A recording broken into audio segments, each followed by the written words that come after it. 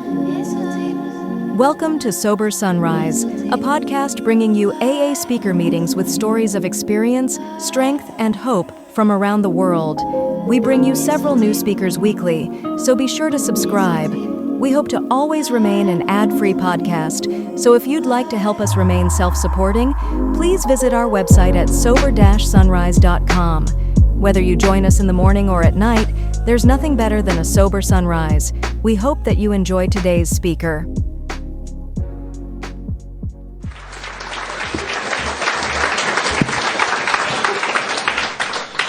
My name is Bobby Coyle. I'm an alcoholic. I'd like to thank the committee for inviting me, Joe and Mary Kay. It's actually the second time I've been in the state of South Carolina sober. I was actually here in Charleston a number of years ago at the very first South Carolina State Conference of Young People. It's a beautiful city. It's really a nice area. You know, last week I was at the Phillies game, opening day. It was 71 degrees on Monday, and Wednesday it was snowing at the game. Now, my friend Tim came from Cleveland. He had 30 inches in the last week, so it wasn't that bad back home, but it's really nice to be here. That's beautiful. I really don't speak with any type of accent you think I may have. I'm actually I'm finishing up a cold, I really saw. My sobriety date is June 2nd, 1988. My home group is the Underground Group. We meet at the Old Pine Community Center, 4th and Lombard in South Philadelphia, on Tuesdays, Thursdays, and Fridays at 8 o'clock. If you're ever in the neighborhood, please stop by. We'd love to have you. Chapter 5 is real clear. I am supposed to tell you in a general way what my life was like as an active alcoholic, what happened to me, and what my life is like today as a sober member of Alcoholics Anonymous. I was born and raised in a very blue-collar, working-class neighborhood in Philadelphia. I have 7 brothers and sisters. We had no booze all in my house. My father did not drink, and my mother could not drink. You know, my mother was pregnant for almost 10 years. Seriously, I got a brother. I have a sister who's 11 months older than me, and I am 11 months older than my next sister. It's Irish octuplets.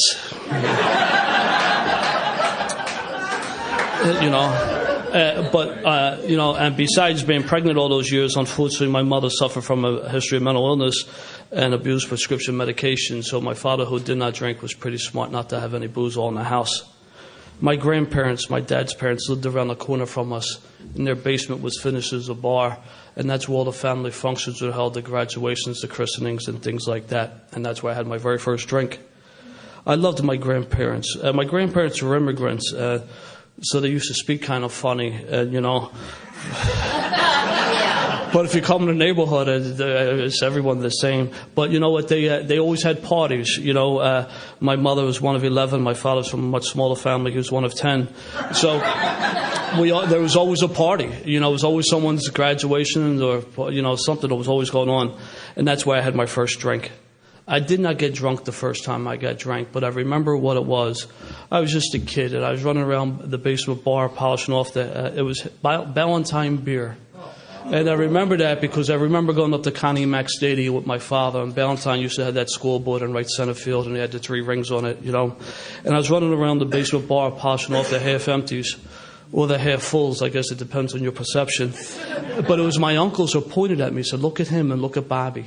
And that's what I always craved. See, I never felt a part of, and that's pretty tough to do when you got 10 people living in a small 3-bedroom row home, but I never felt a part of. And that would be true and even to an early recovery. My drinking really took off kind of in high school. Most of the kids in the neighborhood went to the local diocesan high school, but my parents had sent me to a private Jesuit high school. And right away I felt kind of different because most of the kids who went to the school were from affluent families from the suburbs. Just me and a couple of dirtballs in the neighborhood who went there.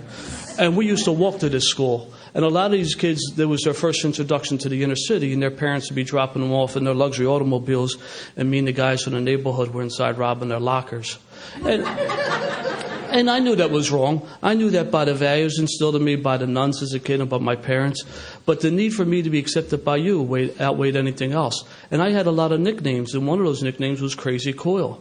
And I did things in my gut that I was uncomfortable doing. But the need for me, I was your entertainment committee, And so, and we did things like that. Like we sold football pools, and if you hit, we didn't pay off.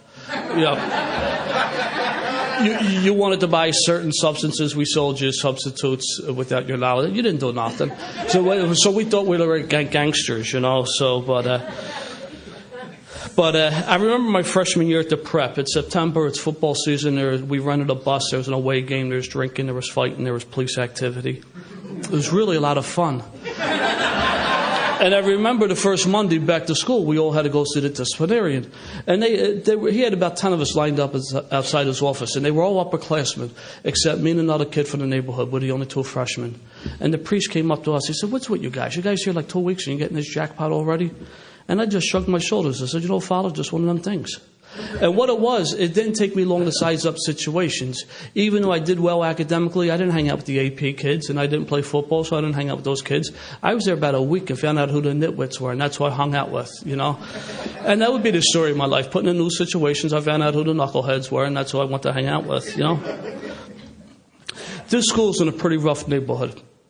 It's on the corner of 17th and Girard. And 3 blocks away is the subway. Now, at the end of the day, these kids from the suburbs used to have to take public transportation home. But they were scared to walk the 3 blocks to the subway. So the trolley car stopped outside the school, so they would wait forever. They wait a half hour, an hour for the trolley. You could walk them back 20 times, you know, but they were afraid. Now, 2 blocks away, there was a bar called the Ebony Showcase Lounge. And when I was a junior I was a regular at the Ebony. Now, I went there for a couple of different reasons. I mean, I'm 16, I look like I'm 12, I'm kind of dressed like I am now, you know, gray slacks, blazer, you know. But they figured if we were goofy enough to go in there and service, to get served, they would service. And it was nuts. Now, I went there because they had dancers and they had cold beer. But a lot of times we went there, again, just to show off these kids from the suburbs how tough we were. I'm not a tough guy, and I never was. And every time I strolled out that street and I sat in the bar and ordered a drink, I was terrified. But I couldn't let anybody else know, you know, playing the role, keeping people at bay, and all that nonsense that went with it. When it came time to graduate from the prep, I didn't want to go on to school. And that kind of ticked my parents off because my parents didn't have much and they made a great deal of sacrifice to send me to private school. I mean, from both sides, both sets of grandparents were immigrants, and they knew that the way to make it here was education. So I didn't want to go to school. But I knew I couldn't stay home because there'd be hell to catch, and guys like me don't like to catch any hell, you know. But my options were limited. I'm 17, I got no skills, I got no money, I can't do nothing. So the only thing available to me, I thought, was enlisted in the service, and that's what I did. I enlisted in the service. That really wasn't a bright move back then because nobody else was going. I mean, it just wasn't popular at the time. There were things going on. But I enlisted, and after my training, I went up, I guess, overseas for 13 months, and that's when my drinking really took off. I'd never messed around with other substances. I never even smoked a joint, you know. I had a fear of that stuff. I had a lot of guys from my neighborhood who were going over and got whacked on certain things, and I had a healthy fear of that stuff. But I definitely had a drinking problem before I went in, and when I was over there, it got worse. I was there a couple months, and several good friends of mine got killed, and I didn't know how to handle that. Because in my family, we didn't talk about nothing. It was all surface stuff, you know. And once you moved out of the house, whether you went to school or you got married, you were no longer privy to the secrets of the family. Everything stayed within the walls of the house, and if you lived in the house, everything stayed inside you. And that's not a shot at my folks. I mean, that's just the way it was. We didn't talk about nothing, you know. And I didn't know what to do, but booze numbed the pain, and that's what I did. I drank enough to numb the pain, you know. I didn't distinguish myself in the service, but I didn't do badly either. I gave the bare minimum effort required to get by. Mediocrity was my goal, and I was pretty good with that. I didn't want any attention, good attention, bad attention. I would just hope that I skated along and do what I needed to do, and you wouldn't even notice me. My tour was up. I came home. I enrolled in school. I went to St. Joe's, and then I wound up taking a couple civil service exams. And at the end of the spring semester, St. Joe's, and back then it was a small school. I mean, I don't think there was more than 3,000 of us in the whole school. So there's about 15, 20 of us in the classroom max. It was at the end of the spring semester, and a guy from the neighborhood called me up. He said, "Bobby, the Phillies are playing tomorrow. One of those businessman specials, you know, like one of those weekday afternoon games." He said, "You want to go to the game?" I said, "Sure." I mean, I'm not setting the classroom on fire. I'm not making the dean's list, but I'm not failing out either. Giving the bare minimum effort required to get by. So I said, "Sure, I'll go down." So the Phillies have since moved. They're playing in South Philadelphia. They're playing at Vet Stadium. It was an unusually warm day in May, and we're sitting at the top of the stadium, the 700 level, drinking that cheap, watered-down beer. And the sun's beating down on us, and I'm getting kind of trashed.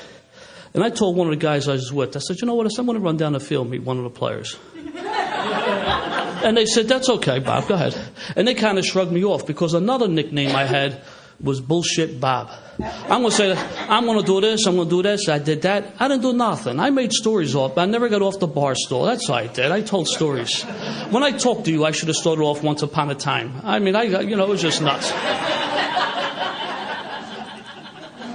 So I worked my way down to the old picnic area they had, and I jumped over the fence, and I ran out in the field. And the San Diego Padres were in town. And Dave Winfield was the right fielder for the Padres. And I went out and I shook his hand. I said, hi, Dave, how you doing? And he looked at me. He said, brother, what are you doing out here? And he's a pretty big dude, And from behind him, I saw the guards coming. I said, Dave, I got to go now. So I start running towards the infield. I want to slide into second base.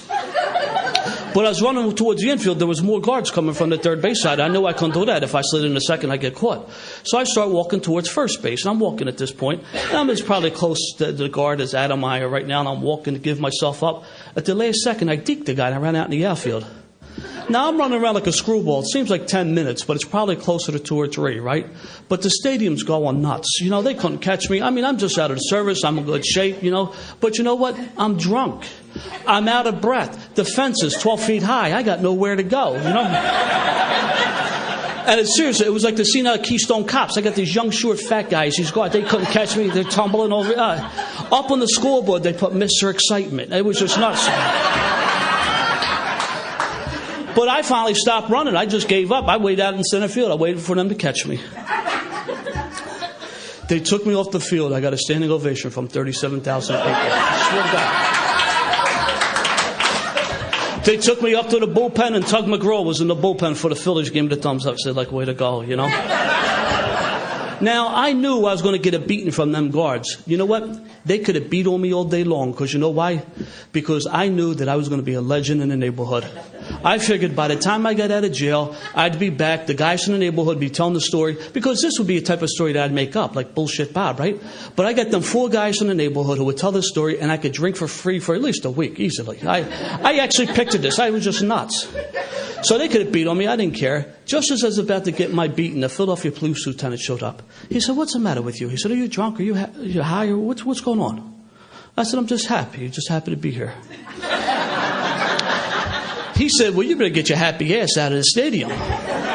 So not only did he save me from getting a beating, but he saved me from getting arrested. And that was kind of important because about 6-8 weeks later, one of them civil service exams kind of panned out, and I got hired by the Philadelphia Police Department.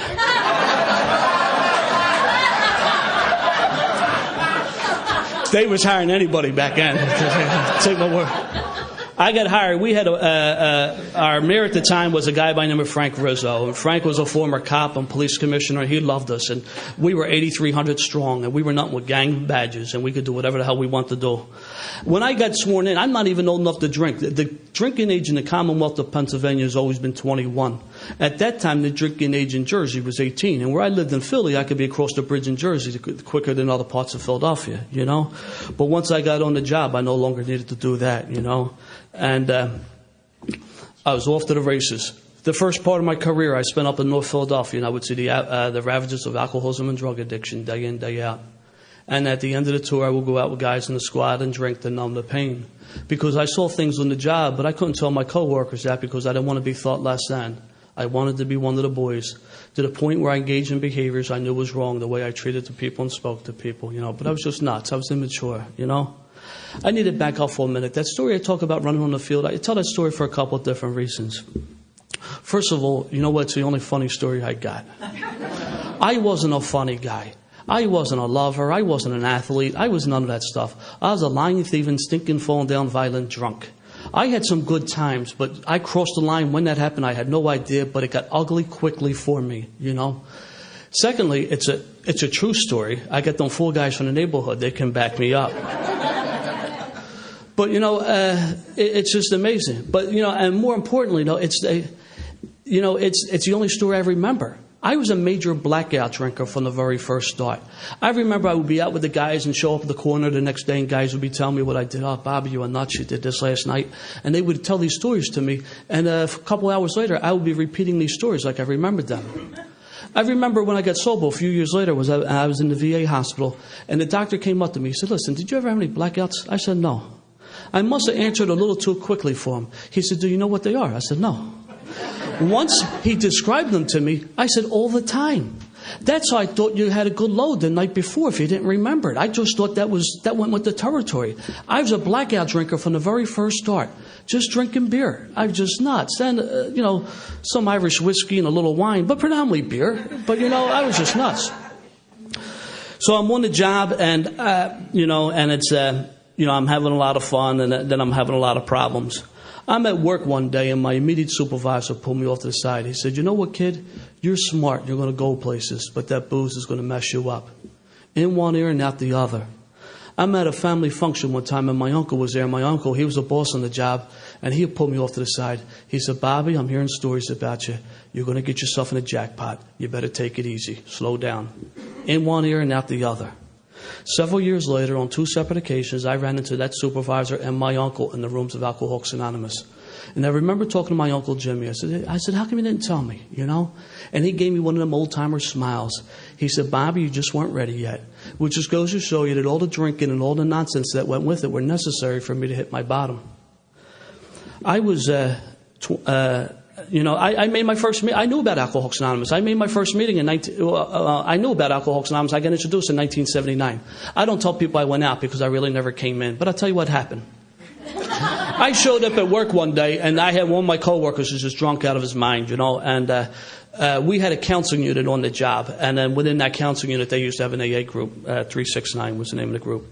And I showed up at work one day, and the supervisor said, Bobby, take this guy up to the unit. He's going to be detailed there for the day. I said, okay.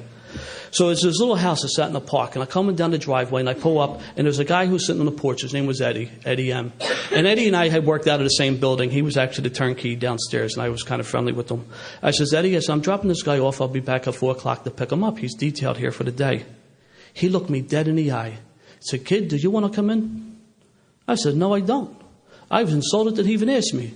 Because I know what alcoholics were. Alcoholics were you older guys, you married guys, you guys with the 3 heads. I mean, I wasn't an alcoholic. I was a beer drinker. The only, and you couldn't be an alcoholic drinking beer. Alcoholics were these poor people I was dealing with day in, day out. I mean, like I said, the only time I drank hard liquor was like on St. Patty's Day or New Year's Day or payday. But I was a beer drinker. And it was funny because when I got sober, Eddie was one of the first guys I saw at my first outside meeting. And he just gave me one of them old-timer smiles. He said, so, kid, you finally came around. And again, just to show you that all the drinking and all the nonsense that went with it were necessary for me to hit my bottom, I was 24 years old, and I shot and killed a 15-year-old kid in the line of work in a terrible situation that couldn't be avoided, They now have a phrase, suicide by police, but 20-some years ago that wasn't around. And I use it as an excuse to crawl in a bottle, and that's what I did for my next 3 years. I got sober when I was 27. Drinking took me to a lot of my nevers, and one of those nevers was the use of other substances. I wound up getting promoted and transferred on my job, and I was put in a position. I was drinking. I was working this thing, and I was drinking, and my judgment was impaired, and I was put in a position where I thought I needed to do other substances, and that's what I did. My use of other substances is very short. It lasted about 17 months. It caused me and a lot of other people a lot of grief. And out of respect to the fifth tradition, that's why I need to talk about that stuff. It just went with the territory. I'm sitting home from work one day. I'm reading the paper, and there was an article. And at the end of the article, there was a little box and had a series of questions. It said alcohol problems, drug problems, depression, thoughts of suicide, marital problems. I was 4 out of 5. Because I was single. And I'm sure if I was married... I've been batting 1,000, And they talk about the moment of clarity or sanity, but as soon as it came, it quickly left. But something made me cut that out, and I stuck it in my wallet, and I continued on drinking. It was Memorial Day weekend, 1988. Me and the guys I worked with, we were in a lot of trouble. So we were in a bar to get our story straight, you know. And one thing led to another, and it just turned out to be a drinking party, you know. And I guess we forgot our primary purpose. You know, we're getting drunk. And one of the guys I was with, he said he needed to go home. God forbid, like he had to take care of some sort of family obligation. And I said, listen, I'll give you a ride home, because I did not think that I was as drunk as he was. And he thought that was a pretty good idea. So I was giving him a ride home, and I was a show-off. I always was. So I was going to show off my driving skills to this guy. And that's pretty easy to do because I'm not driving my car. You know, it's a city car. And I would see things like on television or in the movies, and I would try to duplicate these things. And I totaled so many cars. I now know everything's pre-designed, and they got stunt people and all that other stuff. And I was wondering why I was always tear these cars up. And the bosses came up to me, and they knew. I would tell these outrageous stories, and they just looked at me, and they knew, but you never confess, you know. I mean, unless they may know, but unless they got the proof, you can't get jammed up. So I thought, oh, no, that didn't happen. Nuts. So I was going to show off my driving skills, and I'm driving at this street, and I see a kid coming towards me on a bicycle, and up on my left-hand side was a big wall, about 10 feet high. And for some reason, I thought it'd be funny to see this kid jump the curb and grab the wall. I don't know why. I just thought that'd be funny. So we decided to play chicken with this kid, and unfortunately, at the last second, we turned in the same direction. I ran this kid over. As he lay bleeding on the hood of my car, I got out of my car on my nightstick and was going to beat this kid because I thought he was milking me in the city for an insurance claim. The guy that I was with prevented me from doing that. So I took this kid off the hood of my car, threw him off the side of the street like a piece of trash. I pulled his crumpled bicycle from underneath my car, threw that off the side of the street like a piece of trash. I drove back to the bar, made some sort of smart remark, and I continued on drinking. When I came to the next day, I realized I was in serious, serious trouble, but I didn't think anybody would help me because I was such a creep. And I didn't know what to do. So what I did do, I got a bottle of liquor, a case of beer, and some other substances, and I checked in the hotel with the intentions to consume all the stuff to build up the courage in my life. And 3 days later, they're knocking on the door to kick me out of the hotel. And everything's gone. The alcohol, the drugs, all that stuff's gone. And at this point, I'm suspended from my job, and so I no longer had access to my weapon, so I couldn't shoot myself. So I walked over to the window, and I opened up the window. I was going to jump out the window. And when I opened up the window, I was on the 5th floor, and I remembered I was scared of heights. I made 23 jumps in the service, and I overcame my fear of heights. So then I went in the bathroom, and I filled the bathtub up with water, and I was going to pull the blow dryer into the tub to make it appear an accidental electrocution. And every time I put a blow dryer into the tub, it would come unplugged. I was about 1.5 feet short on cord, and it's like that scene out of that Woody Allen movie where he couldn't even kill himself. And I got 1 foot in the tub, and I'm leaning trying to plug it in. I couldn't even do that. And I didn't, you know, there was nothing left. And the only other tool that I had left was my car. So I took one last spin through the neighborhood. I guess I went to see everything for the last time, and then I started up at the Falls the Falls Bridge and come down the East River Drive, which is a very winding road along the Schuylkill River, and I decided I was going to end my life in an automobile accident. And this was a Wednesday or Thursday, like mid-morning, 10, 11 o'clock, and that's important because if it happened any other time, I'd have probably succeeded in what I set out to do. And the speed limit is like 20, and I'm doing about 40, and I'm cooped, and I'm hungover, and I'm just flying. And I figured I'd go on oncoming traffic because I handled enough jobs like that, and that does the trick.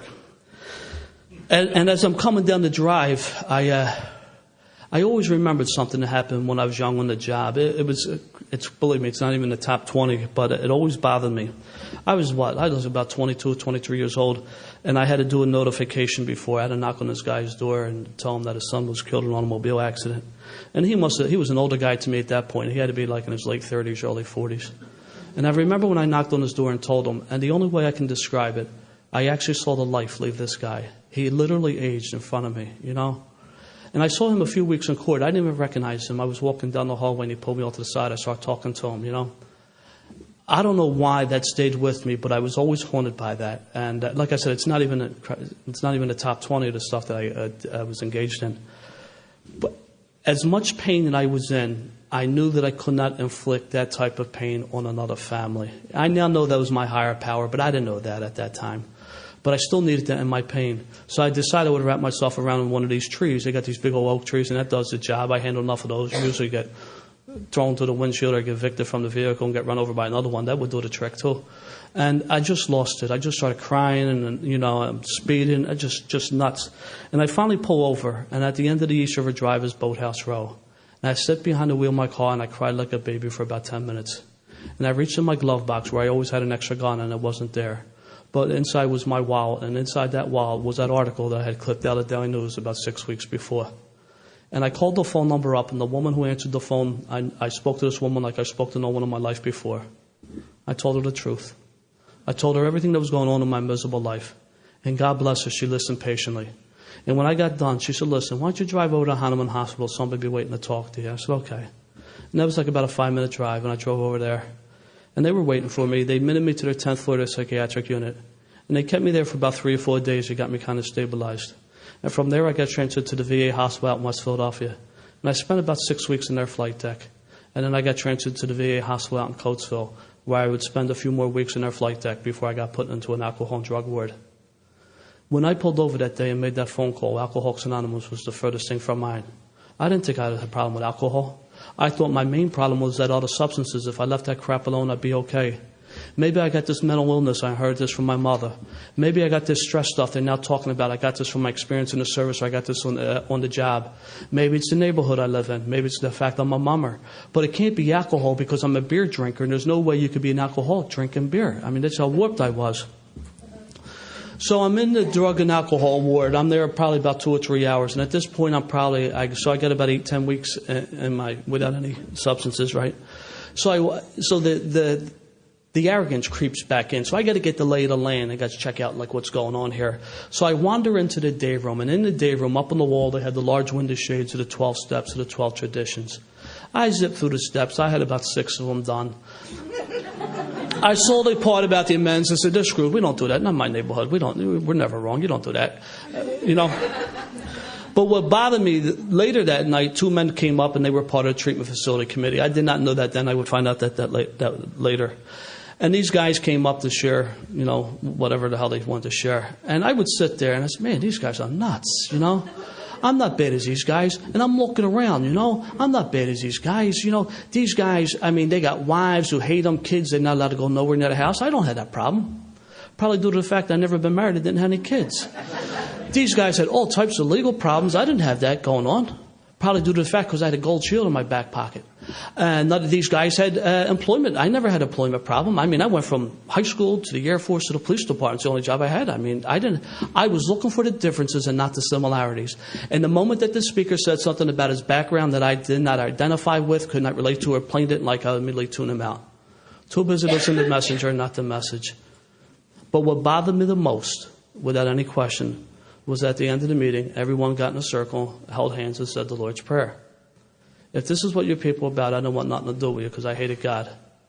And you know what? Believe me, it was justified hate. And I know they're strong words, you know what? And it doesn't even begin to sum up the feelings I had towards God. And there were a number of reasons I hated God, but one of the more important reasons was, my mom was a fundamentalist in the church, and she's in the charismatic movement, and she could speak in tongues and pictures in the house and all that other stuff. I was 15 years old. I came home from school one day, and I'm in the house for about 10 minutes. And I came across my mother. My mother had slit her wrist. I remember she looked up at me. She said, Bobby, help me. And I looked down and I said, good for you. And I got an older guy to go to the state store and got a bottle of wine. I stayed out and drank the wine. I came home later that night. My father told me what happened. I acted surprised. I said, oh, yeah, how about that? So that happened when I was 15. I got sober when I was 27. So that's 12 years of hating God. And believe me, that's a good 12 years for a hate to fester. It'll be a few more years before I would ever address this issue. I did not want anything to do with you people at all. When I gave time to get discharged out of the hospital, I'm about to say this, and please, it's not to get a laugh. The nurse came up to me, and she had to be a member of Al-Anon. She was such a beautiful lady, and she saw all through my BS. And she came up because it was a facade, it was about keeping people at bay. She saw right through it. And she said, you know what, the only way you're going to make it, you're going to need to go to Alcoholics Anonymous. And I need to tell you that's the best piece of advice I got. And that's where I would get my recovery. I got in an Alcoholics Anonymous. I didn't get it at the VA hospital. The VA hospital helped me tremendously. They really did. They drained the oil, tightened the bolts. They do great work. But I got my recovery in Alcoholics Anonymous. I went to AA every single day, sometimes 2 or 3 times a day. I don't drink coffee. I never have, so I don't make it. I don't smoke cigarettes. I never have, so I don't empty any ashtrays.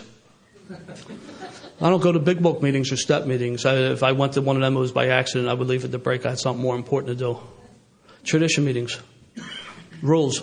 My line of work, we love to enforce them. We don't like to follow them. They're for other people, so I didn't do them meetings either.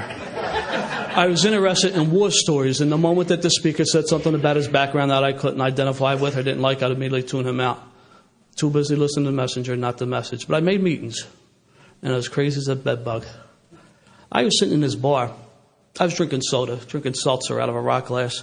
And I don't know, I'm probably sober about 10, 11 months at this time. And a couple of guys, because they sold real good roast beef, too. It was one of those bars, good food, right?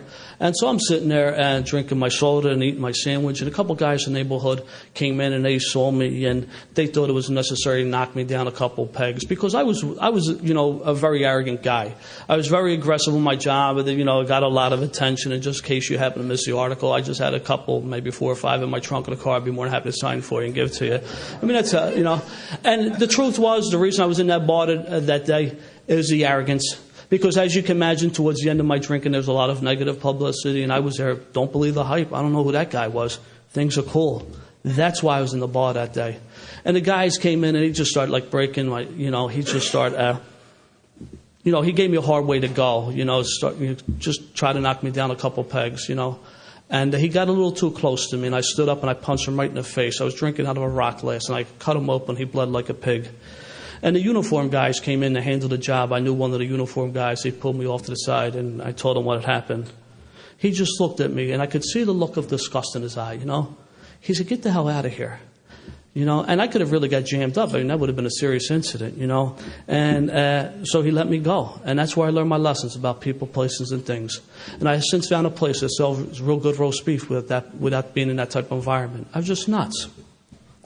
My 1-year anniversary, at that time, you told your story in my home group, And I got done speaking. It was incredible, my first anniversary. Thunderous applause. The blind could see, the lame walked. It was truly miraculous, And people came up and they patted me on the back and said, way to go, Bobby, you're doing so good. I lied during my entire story. I identified myself as an alcoholic because in my home group, that's all you could do. You couldn't talk about that other stuff. I didn't think I had a problem with alcohol. I thought my real problem was short use of a lot of substances. I thought I was mentally ill. I had that service, the stress from the services, stress from the job, the neighborhood I lived in. I didn't think I had a problem with alcohol. In fact, during the course of my story, a bottle of beer appeared in my head. But you guys didn't want to hear that. You want to hear all the quotes from the literature. And I was a pretty sharp guy. I knew how to hold on to information and give it back to you. And that's what I did, And when people came up and patted me in the back and say, Bobby, you're doing so good, I was dying inside, I was sober 23 months. I beat another man with a baseball bat. Forget what step I was working that day. But I did everything wrong you could do in Alcoholics Anonymous. I was, from the school that you just don't drink. And I said, oh, good, I do whatever I want, just not drink. I mean, I was just nuts. Stone cold sober in the rooms of Alcoholics Anonymous was a liar, thief, and a cheat. I was a creep with the new woman. I hated everybody, I swear to God, my very first, my meetings, my home group, we had a corkboard, first name, last initial, anniversaries, date of month, and how many years you're celebrating. If Joey A had 3 years and he went out, I'm Bobby C, I got 2 years, I said, good for him. He's out, I'm in. I thought this is about time. I mean, that's what, my very first meeting, there was a husband and wife celebrating 10 years. The wife had one more day than her husband. And I said, oh, come on, 10 years? You can't have that. I mean, come on, you go over in Jersey and drink and keep your Pennsylvania time. I mean, I was just nuts. I couldn't understand it. She had one more day than her husband, and she constantly reminded her throughout her story. I said, come on, what a load. I mean, you couldn't do that. I couldn't fathom that. But there was a guy from my neighborhood. His name was Troubles, and that was a hard-earned nickname. And Troubles was 2 years sober. And my neighborhood was getting flipped over at that time. Gentrification, the yuppies were coming in and just loused everything up and made everything all nice and stuff. So I didn't recognize half those people, but Troubles was in the meeting. And I thought he was actually dead or in jail. I hadn't seen him in years. And here he was sober, a couple years in Alcoholics Anonymous. I said, Christ, he's sober? That's really the only reason I came back. I was just nuts. I would never say the prayer, I was just nuts. I was wondering why everybody, John Barleycorn. I said, who's this guy? I was wondering why everybody's blowing this guy's anonymity. I said, I wouldn't want to tangle with him. He's a pretty tough guy. When I found out who John Barleycorn was, I felt so stupid. But here I was so damn bright, it damn near killed me. I was just nuts. I was goofy. No one asked me to be their sponsor. No one wondered what the hell I had. I didn't carry the message. I carried the disease, In my early recovery, like my first couple of years, I used to go to a lot of gentlemen's clubs, right? But I drank soda. That was okay. And I would get my picture taken with the entertainer, right? And I would come to the meetings and pass the pictures around to the old-timer because I know they would like that. They would look at the picture and look at me, and they would just shake their head and say, please, kid, please keep coming back. And I thought they were being facetious. I said, all right, I'll keep coming back. I mean, I was just nuts. I swear to God. After the meeting, everyone would go to the diner, but I made sure I got invited. And I would wait around. You guys talking? I didn't care if you was talking. I would intrude in your comment. I'd be standing right there, and they said, Bobby, we're going to the diner. You want to go? I said, nope. God forbid you didn't invite me. Man, I hated you for weeks. But I never went with these guys, but I wanted to make sure I got invited. Did Bobby, you want to go? I said, no, I'm not going. You know, it was just nuts. I mean, that's how goofy I was. I made a lot of meetings. I tell you, the worst meeting to make was Sunday night after retreat. I'd be in a meeting like Fridays, you know. I said, where the hell's everybody at? Saturday, like half the group is gone. Sunday night, here they come, floating in. Everyone's... I never left the meeting. I guess that's a good training I had. I never left the meeting. I said, oh, Christ, this is horrible. And all these guys, you know, they're glowing. And I said, oh, man. They came up to me one time after the meeting. They said, Bobby, are you working this weekend? Before I knew it, I said, no. I knew that was too late. I wish I would have pulled the words back in. They said, listen, we're going on a retreat with this weekend, and we're going to take you with us. Now, I need to tell you, I'm making fun of these guys, but the truth is they were really good men. They really were. They're putting the hand of AA out there, and I'm slapping it away. You know, they really tried, and I tried hard to keep them at bay. I mean, that's just how nuts I was. So I go on this retreat Friday afternoon, and it's funny. They throw me in the back seat. I got a big guy on each side of me. It's like role reversal, because at work, when I drove, you were in the back seat. But here I'm in the back seat with a big guy on each side of me. It's a Friday afternoon. The closer we get to the retreat house, the bigger the knot gets in my stomach. Like, I can't tell these guys about my mom.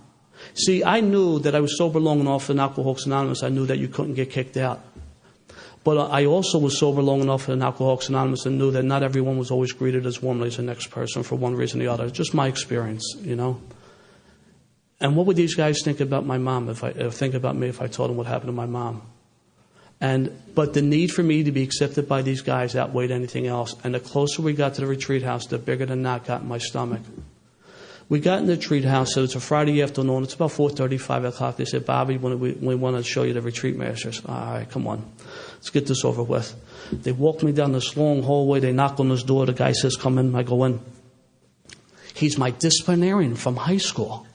He stands up. He gives me a smile, and he hugs me, and he says, how you doing? I said, good, Father. How you doing? Not only was my disciplinarian, but he was a long-time member of Alcoholics Anonymous. He wants to know how long I'm sober. So I'm giving him the 411, you know, where I go to meetings and things like that. I'm telling him the deal. And he says, that's great. He says, who's your sponsor? I said, I don't have one. See, I'm a pretty bright guy. He knew that. He knew I was a bright guy. He said, I strongly suggest you get a sponsor. I said, okay. So I asked my roommate to be my sponsor. God forbid, should I ever be questioned again? Bobby, who's your sponsor? There he goes. That's my sponsor. And the only time I talked to this guy when I accidentally bumped into him in the meetings. And I would see him in meetings. He would wave to me, Bobby, I still got that same phone number. I said, yeah, I'll give you a call. I never called the guy. You know what I used to do? I used to tell people, you won't believe this guy. He wants me to do this. He wants me to do that. He did nothing of the sort. I made it up. He put the hand of AA out there. I slapped it away and character assassinated the guy to boot. That's how nuts I was. I hated everybody, but you know I hated the most? Like I said, I hated the guys coming behind me. Because at this point, I'm 2 years sober. And I see these people coming in behind me. Now, at this point, if you tell me that you're 7, 10 years sober, okay, I believe you. I've been around for 2, and I've known you for 2, so I'll spot you the other 5. You're telling the truth. But I see these other guys coming in behind me, and they're getting better before me. And I saw these people come in, and they're crazy as bed bugs. And I see them get better in front of me. I hated them the most. This is about time. Where's mine? You know? The reason they got better first, they was willing to take some action that I was refusing to take. You know? And the truth was, I was consumed by fear. Serene people scared the hell out of me. I never had the courage to do the right thing. I always hid behind the badge or hid behind the bottle. My second anniversary came, I didn't celebrate it. 1 month after my second anniversary, I wanted to eat my gun. The same pathetic feeling I had 25 months before, but 25 months before I'm loaded with drugs and alcohol. Here I am, stone cold sober in the rooms of Alcoholics Anonymous, and I want to eat my gun.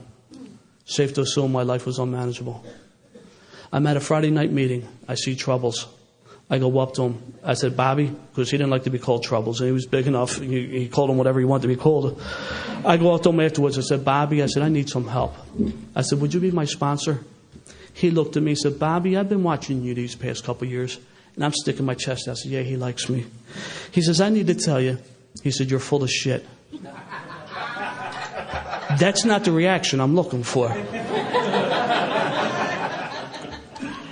He said, I'm going to be your sponsor under certain conditions. A, you're going to call me every single day. You're going to go to a big book meeting a week. You're going to go to a step meeting. You're going to go to a men's meeting. You're going to get yourself a coffee commitment. And you're going to leave them damn women alone. And I'm saying to myself, who's he talking to? I'm 25 months sober. I'm selling the grapevines. Like, I got it going on here. So, but what I did do, I looked him dead in the eye. Said, that's okay. That's what I'm willing to do. And that's the night that I took the first 3 steps in Alcoholics Anonymous. We went back to his house. He introduced me to the big book. He said, Bob, you don't know nothing about this, so just shut up and listen. I said, okay. And that's okay to talk to people. At least in my case, I needed a guy like that, because if you were nice to me, I'd run circles around you. And so we went through the first 2 steps. And then we got to the step 3, and we got our knees together, and we said this 3rd step prayer. And believe me, that was uncomfortable. But after we got done saying the prayer, we stood up. He said, Bobby, with the way we do a 3rd step, we pick paper and pen up and do a 4th step. I said, whoa.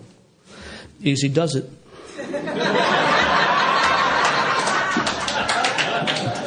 Let's keep it simple. I mean, I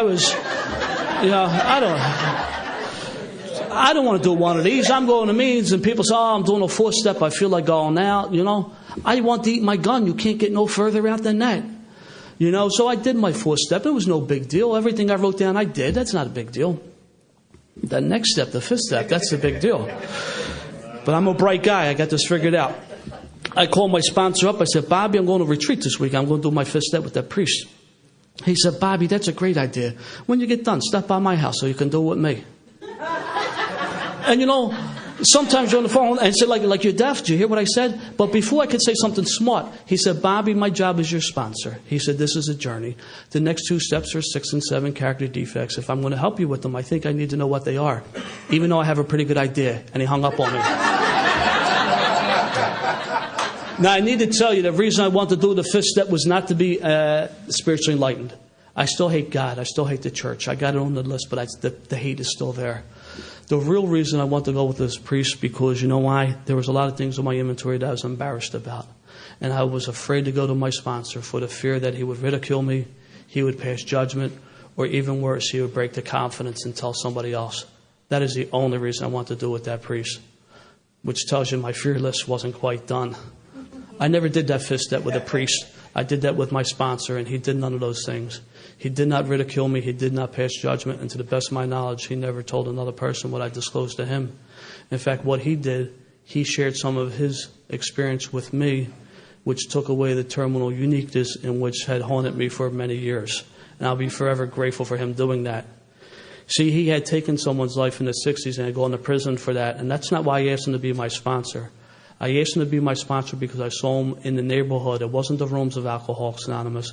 I saw him in the neighborhood. He had a glow about him, He had friends who were women and treated them with dignity and respect. He carried himself. He was a man of integrity and honor. That's why I asked him to be my sponsor. When we got done the 5th step, I'm about to leave. He said, whoa, where are you going? So you have to sit quietly for that hour. I never sat quietly in my life.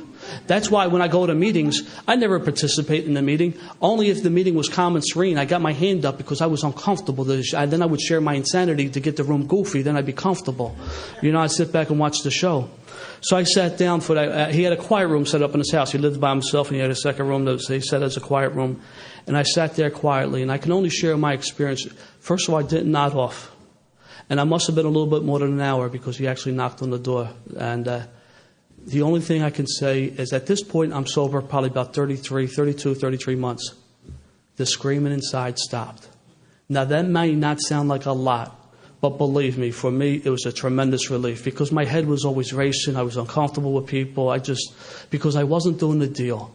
I was abstaining from alcohol, and that's all I was doing. I wasn't doing anything else, We didn't burn my 4th step when we did the 5th step because he told me I wouldn't need it for the rest of the steps. 6 and 7 character defects. I didn't know what these were.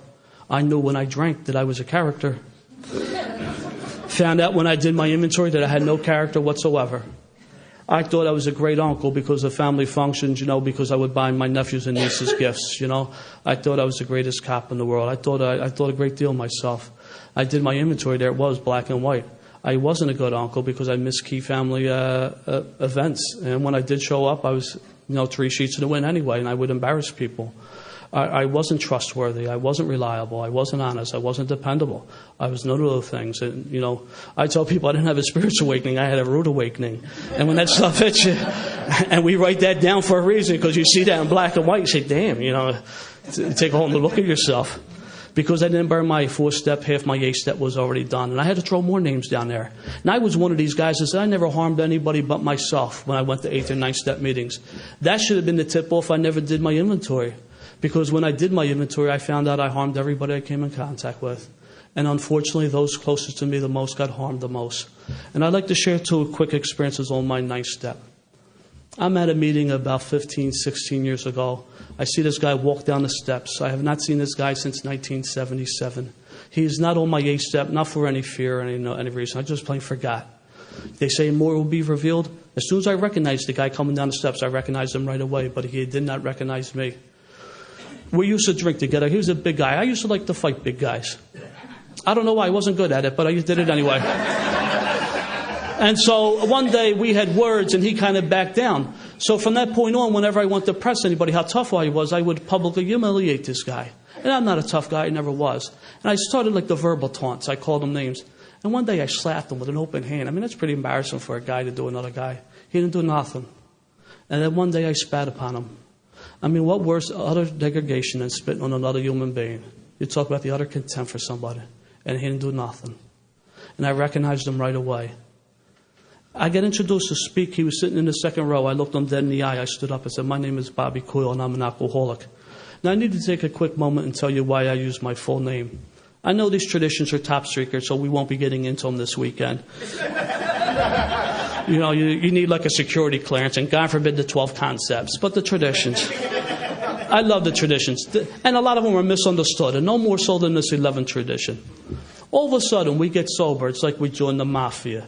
There's Jimmy the Coat and John the Brick and Pepsi George and Frank the Fox and Bucktooth Mary and Red Sweater Jerry. I mean, come on, I don't want anybody to know I'm sober. Everybody in my neighborhood knows a stark, raving lunatic drunk. It was those little telltale signs. They come outside, they catch me, I'd be urinating on their car. My girlfriend threw the clothes out of the house. I'm slumped behind the wheel of my car. God forbid, everyone knows I'm a drunk. God forbid my reputation should be tarnished by going to Alcoholics Anonymous. 3 o'clock in the morning, you feel like drinking, you call information. Yeah, I'd like to have Frank the Fox's phone number. You want to visit one of these beloved old-timers. Yeah, I'm here to see Jimmy the Coat. Go to a hospital, try to find somebody. The 11th tradition is real clear. Personal anonymity at the level of press, radio, and films. That means you will never see my face clearly identified, followed by my full name, which is Robert Ignatius Benedict Coyle III.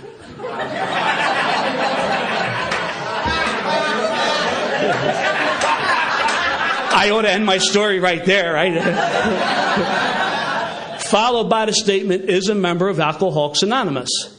You wouldn't see that in the television, on the newspaper, or on the radio. That would be a violation of the 11th tradition. Dr. Bob once said, and I was always told to cite the source, so this is in Dr. Bob and the Good Old Timers, one of my favorite books, right after the big book. Dr. Bob said, when one drunk is anonymous from another drunk, that is a violation of the 11th tradition. He went on to say that anonymity is spiritually inspired and secrecy is fear-inspired. This is not a secret society, and we should not be secret from each other, especially for those who get involved in service.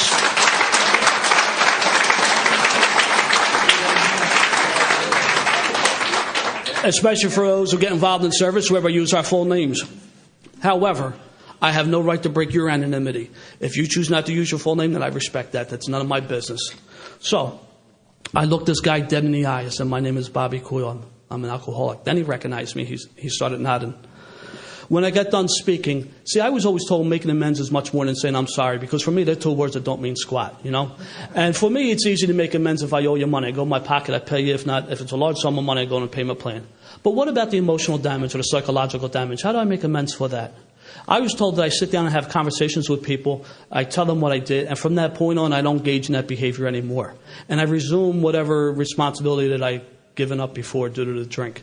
For instance, I become a son again. I sit down with my father and I talk to him. But from that point on, I become a son. I'm supposed to act like a son.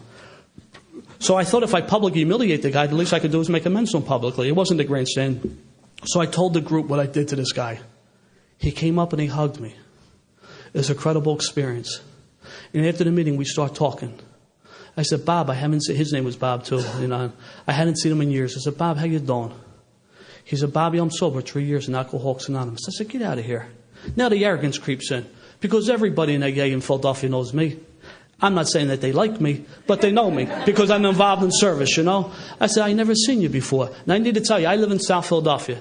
The meeting we were at was in North Philadelphia, the Day by Day group. And where he lived was in Roxborough, which is considered like Northwest Philly. I said, Bob, I haven't seen you before. I said, what makes you come here? Because this is a meeting he and I normally would not go to. He said, Bobby, I was flipping through the meeting directory tonight, and I just wanted to go to a different meeting. And for some reason, this meeting just jumped out at me. Our meeting directory is 80 pages thick. We have 1,600 meetings a week in Philadelphia. I am a firm believer that my God put that guy in my path, and I could do two things. I could do what I did, or I could do what I always did. See, the nice thing about having 8 brothers and sisters in a 10-year span, there's always a close resemblance. And people would come up to me and say, hey, you son of a... I remember you. I said, no, you got me confused. You're talking about my brother Brian or my brother Sean, not me. You know? So here I made the amends, and it was an incredible experience. On the flip side, for a while, my home group was the Stepping Stones group of Philadelphia. I was at a business meeting a Sunday morning. It was definitely... I made a motion. It was definitely for the betterment of AA. It had to be, since I made it. You know, no question about it. A funny thing happened. I've never seen this happen before. Every motion gets seconded. I don't care how crazy it is, but for no other reason, you just feel sorry for the poor guy making it. I mean, the only exception I can understand is someone says, like, I make a motion that on the last Friday of the month, we have 6 packs. I mean, I could see that not getting passed. But, you know, everything else gets at least seconded for no other reason. You don't want to embarrass the guy. While I'm in a meeting, not only does my motion not get seconded, but my boy Freddie's in the room. And, like, we're making eye contact. Like, hand up, like I'm going into fits or something, And I grew up in a neighborhood, there were certain rules. I mean, right, wrong, or different, you always had your boys back. I mean, it didn't matter whether he got beat up over it. You and him could discuss that later, but you always had your boys back. If I liked you, I thought you was cute, but I said, you dated Frankie back in high school, I can't talk to you. I mean, there was just certain rules in the neighborhood. You did that. Your loyalty meant a lot, and you always had your boys back. Freddie, I can't believe it. I mean, we're making eye contact. My motion does not get seconded. It goes down in flames.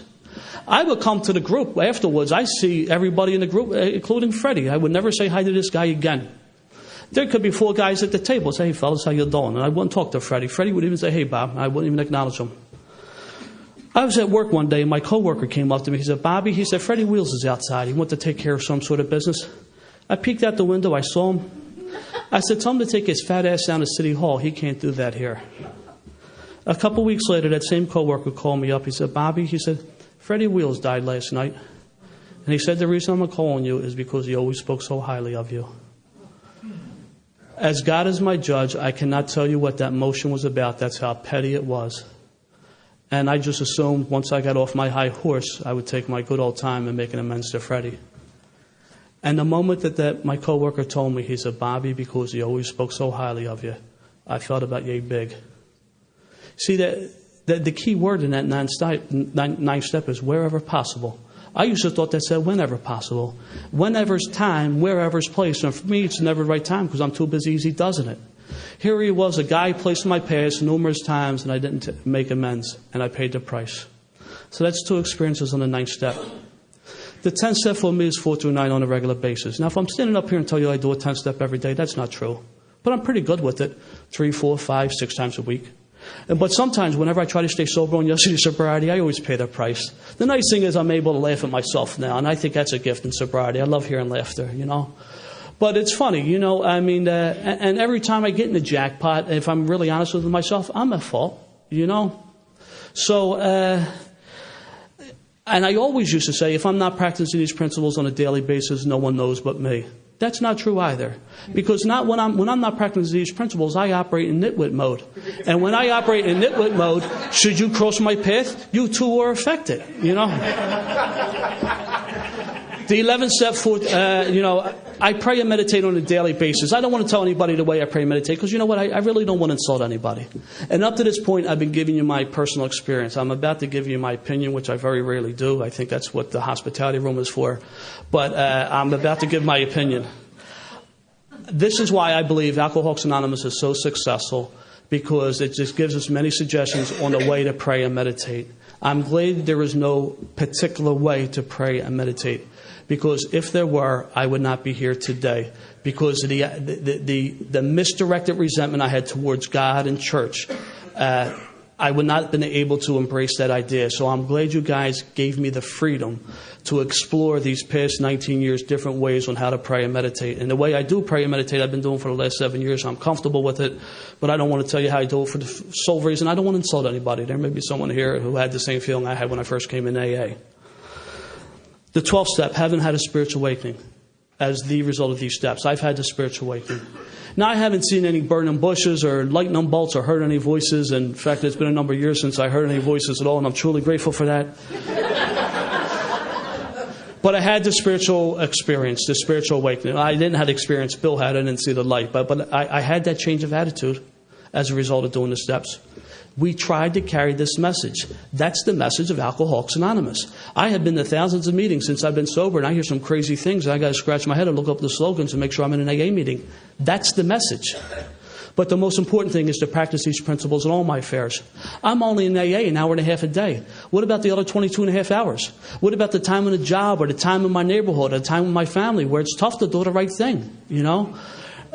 So that's why, for me, it's easy to stay sober in an AA meeting, and I could quote literature and I can sound real good. But for me, the real deal comes doing it outside the rooms, and that's what I'm supposed to do. I make mistakes. I don't want you to think that I'm the poster boy of Alcoholics Anonymous, because I'm certainly not. You know, making mistakes is not going to get me drunk. What will get me drunk is the arrogance of defending those mistakes or justifying those mistakes. That's what will get me drunk. I mean, I'm just a regular guy from the neighborhood trying to do the right thing. And sometimes I fall short. But you know what? That's what it is. You know, it's trial and error. I mean, you know, the deal is to learn from that and try to change my behavior, you know. I then got involved in service, and I learned about the traditions, and I love the traditions. The traditions are what to the group, what the steps are to the individual. You hear the steps are how it works, and the traditions are why it works. I got very involved in service. I was going places, and things were pretty cool.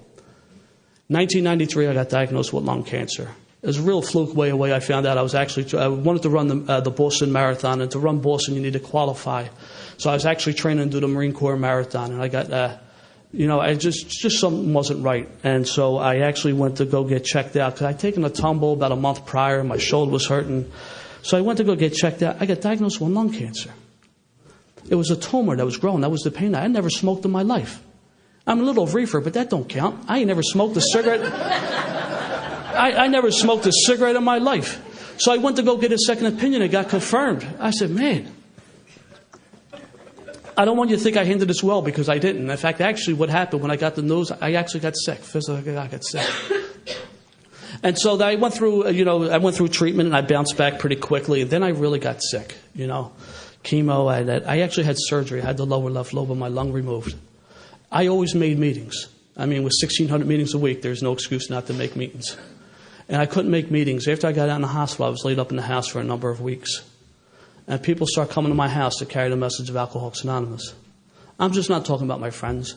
I'm talking about people that I met at the area assembly that I may have met once.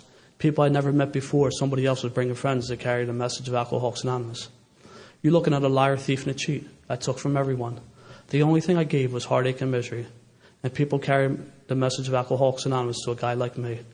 You know, I'm a firm believer that my doctors did a pretty good job, but it was the prayers in AA.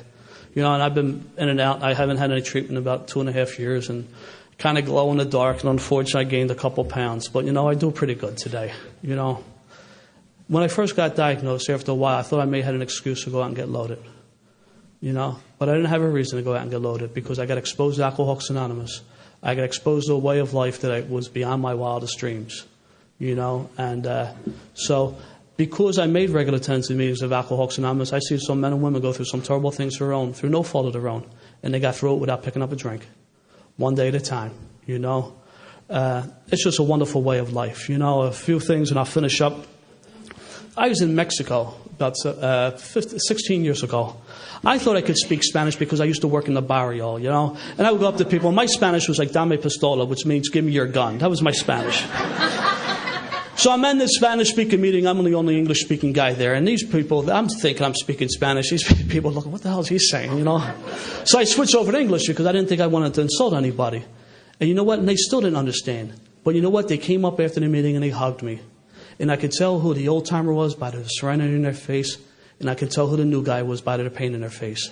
You know what? They may not have understood, but you know what? They understood. Language of the heart. It's an incredible experience. If you're new, I always say these controversial remarks for the end. If you're new, I don't wish you well. I don't wish you luck. Luck ain't got nothing to do with it. I wish you well. Get yourself a home group. Get yourself a sponsor. If your sponsor hasn't done the steps, you know what? He got no business sponsoring you. I always use the analogy because the neighborhood I grew up, it's like the building trades. Everybody in my neighborhood wanted to get a union card. That was the sign of success, right? Well, in the building trades, let's say if you're an electrician, your first year you're an apprentice. 4 days a week you work, you go to school 1 day a week, and then at the end of 4 years you become a journeyman. The same thing in Alcoholics Anonymous. The new guy is the apprentice. You hook yourself up with a journeyman, and the journeyman takes you through the steps, and then you get the message. See, our preamble says our primary purpose is to stay sober and help other alcoholics to achieve sobriety. If I'm only staying sober, not helping other people, then that's, half measures, and half measures avail us nothing. You got to give it away in order to keep it. We have a statement, I am responsible. When anyone, anywhere reaches out for help, I want the hand of AA to always be there, and for that I'm responsible. I can't worry about what you're doing. Every person in this room has a gift. It may be different than the person sitting next to you, but it's your gift. You need to find out what it is. Some of us have time where we can get involved in a central office or we can get involved in the area. Some of us can't do that. There's various 12-step committees. I know corrections aren't for everybody, but some really great work. But if you can't do that, there's PI, public information. There's CPC. That's not PCP, that's CPC.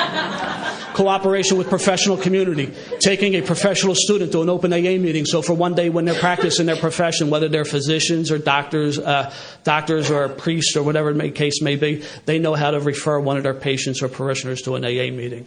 Some great work out there. This conference, this is 12-step work.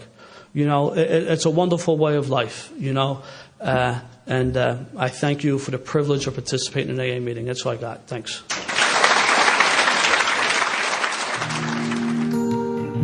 Thank you for listening to Sober Sunrise. If you enjoyed today's episode, please give it a thumbs up as it will help share the message. Until next time, have a great day.